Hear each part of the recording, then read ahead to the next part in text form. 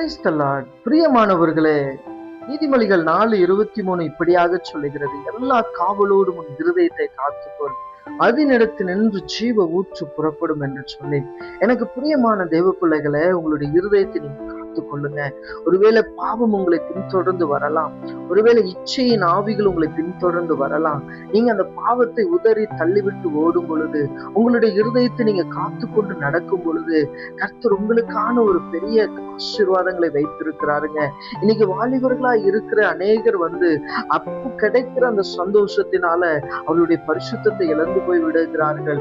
அவர்கள் மேல இருக்கிற அந்த தேவ சாயலை அவர்கள் இழந்து போய் விடுகிறார்கள். நீங்களும் நானும் அப்படி இருக்கக்கூடாதுங்க.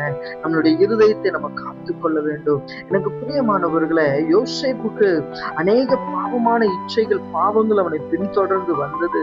ஆனாலும் யோசேப்பு தேவனுக்கு பயந்தவனா இருந்தபடியினால, தேவனுக்கு உண்மையான மனுஷனா இருந்தபடியினால அந்த பாவத்தை உதறி தள்ளிவிட்டு அவன் ஓடினானுங்க. அந்த ஓடினதின் பலனாக என்ன நடந்துச்சு தெரியுமா? ஆண்டவர் யோசேப்பை அந்த எகிப்து தேசத்துல ஒரு அதிகாரியாய் மாற்றினாருங்க. அதே ஆண்டவர் தான் இன்னைக்கு உங்களோடு கூட பேசி கொண்டிருக்கிறார். எனக்கு பிரியமானவர்களே, உங்களுடைய இருதயத்தை நீங்க காத்துக்கொள்ளுங்க. எல்லா காவலோடும் கூட நீங்க காத்துக்கொள்ளுங்க.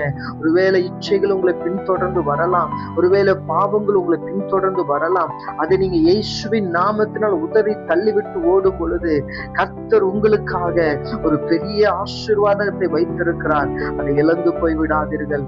எனக்கு பிரியமானவர்களே, இந்த வசனத்தின்படி நீங்க கேட்பீங்களா?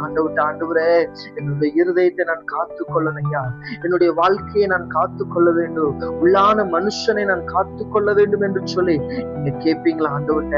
ஆண்டவர் உங்களுக்கு ஒரு அற்புதம் செய்வார். அப்படியே நம்ம ஜெபிக்கலாமா? அன்பின் பரலோக பிதாவே, அப்பா, நீதிமொழிகள் 4:23 சொன்னது போல எல்லா காவலோடும் உன் இருதயத்தை காத்துக்கொள், அதனிடத்தினின்று ஜீவ ஊற்று புறப்படும் என்று சொன்னது போல, அப்பா, இன்னைக்கு இதை கேட்டுக்கொண்டிருக்கிற ஒவ்வொரு பிள்ளைகளுக்கும் ஆண்டவரே, அவர்களுடைய இருதயத்தை நீர் பாதுகாத்துக் கொள்ளுங்க ஐயா. அவர்களுடைய இருதயம் காக்கப்படுவதாக. அந்த இருதயத்திலே தேவையில்லாத சிந்தனைகள், தேவையில்லாத எண்ணங்கள் வரக்கூடாது ஆண்டவரே.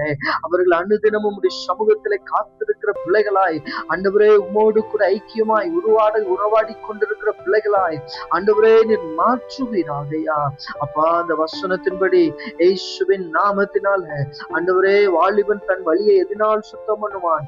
உடைய வசனத்தின்படி தன்னை காத்துக் கொள்ளுகிற நாள் தான் ஆண்டவரே. அப்பா, உடைய வசனத்தின்படி உடைய பிள்ளைகளை நீர் பாதுகாத்துக் கொள்ளுங்க. அவர்களை நீர் வழி நடத்துங்க ஐயா. அந்த பாவத்துகளிலிருந்து வெளியே வராமடாம அப்பா, சிக்கி தவித்துக் கொண்டிருக்கிற ஒவ்வொரு வாலிபர்களுக்கும் ஆண்டவரே நீர் ஒரு விடுதலையை தருவீராக. இந்த கரத்தில் ஒப்பு கொடுக்கிறேன். எங்கள் ஜீவனுள்ள நல்ல பிதாவே. ஆமென், ஆமென்.